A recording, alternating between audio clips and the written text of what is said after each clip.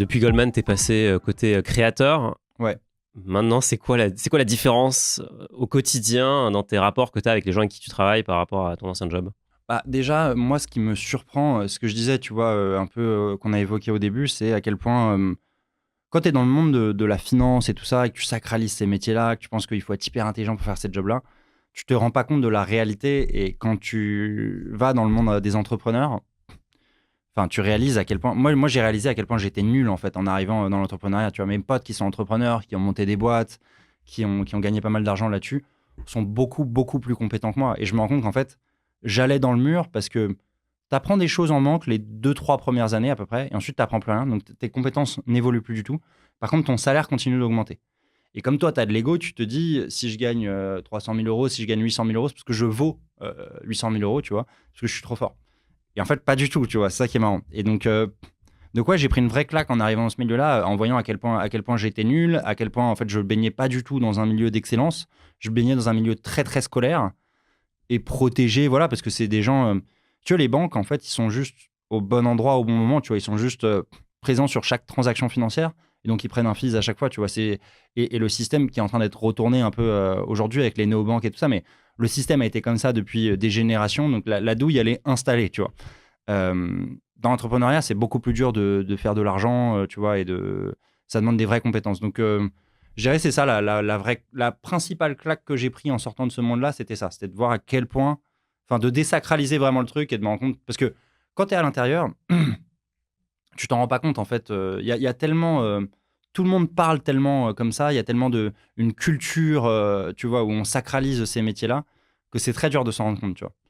Dès que quelqu'un part d'une banque, on réinvente l'histoire. On en fait un peu un paria, on dit ah mais oui, mais lui, tu sais, il est parti, mais tu sais, c'est vrai qu'il était pas très bon, lui il faisait pas trop l'affaire.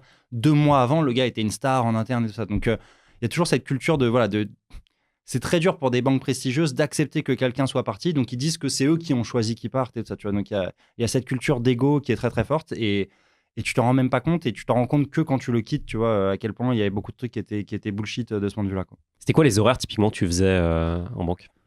Ça évolue, ça a pas mal évolué en fait. Au début, quand j'étais stagiaire chez Goldman, c'était genre, j'arrivais à 7h30, 7h45 le matin et je partais vers 22h30, 23h. C'était assez intense, mais ça n'a pas duré très longtemps, tu vois, ça a été genre 6 mois comme ça.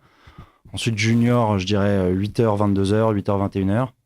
Et ensuite, ce qui est marrant, c'est que justement, quand tu évolues, bah, tu commences à avoir des horaires beaucoup plus légères, entre guillemets. Tu fais du 9h, 19h30, tu vois, même 9h15, 9h30.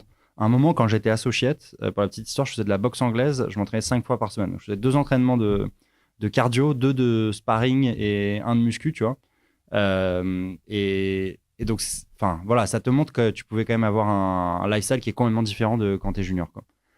Par contre, comme je disais, il y a beaucoup plus de politique à ce moment-là. Tu reçois un peu des WhatsApp tout le temps, de différents boss. Voilà, t'as jamais le moment où tu coupes vraiment, quoi. C'est-à-dire le week-end, tu es toujours un peu impliqué dans ton boulot quand même. En France, le sujet de l'argent est encore beaucoup trop tabou. Personne ne nous apprend concrètement à prendre en main nos finances. Et c'est pour ça que j'ai créé Finari. Finari, c'est mon application qui vous permet de gérer l'ensemble de votre argent en toute simplicité. Compte bancaire, livret, compte d'investissement, crypto, vous pouvez tout visualiser au même endroit de façon automatique et sécurisée. Finari vous permet aussi de découvrir les frais cachés de vos produits d'investissement, d'évaluer votre diversification et de projeter vos performances futures. Vous pouvez également gérer votre budget, scanner le QR code ou cliquer sur le lien dans la description pour démarrer un essai gratuit. Et du coup, après, tu gagnais un salaire important à 6 chiffres.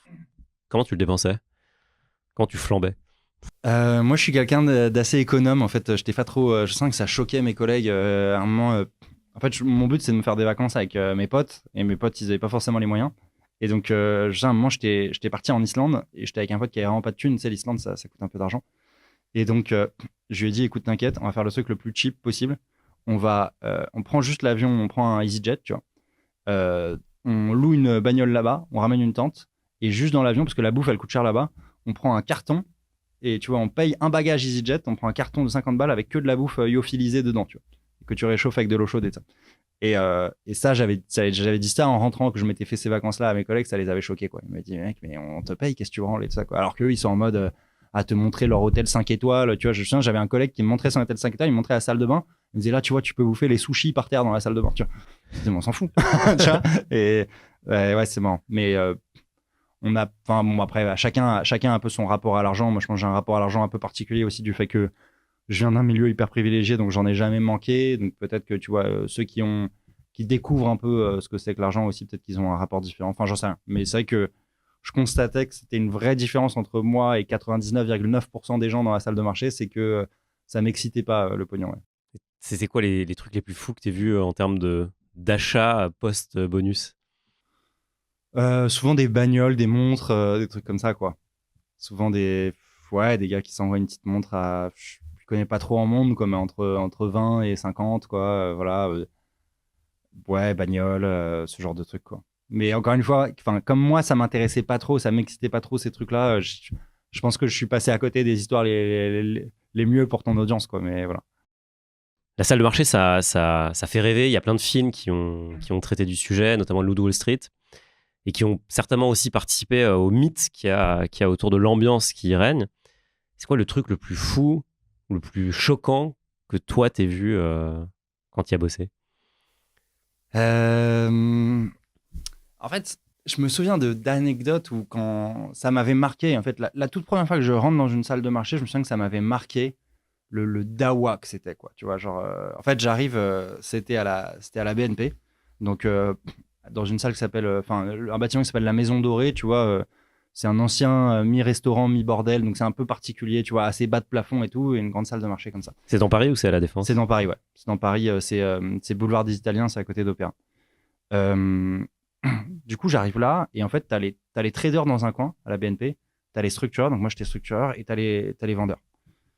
Le truc classique, donc c'est les vendeurs, ils reçoivent un appel d'offres, ils envoient la demande aux structureurs, les structureurs font le pricing, et ils demandent juste les paramètres aux traders. Donc les paramètres, c'est combien tu vends la vol, t'achètes les dividendes et tout ça, ce qu'on appelait les param, tu vois.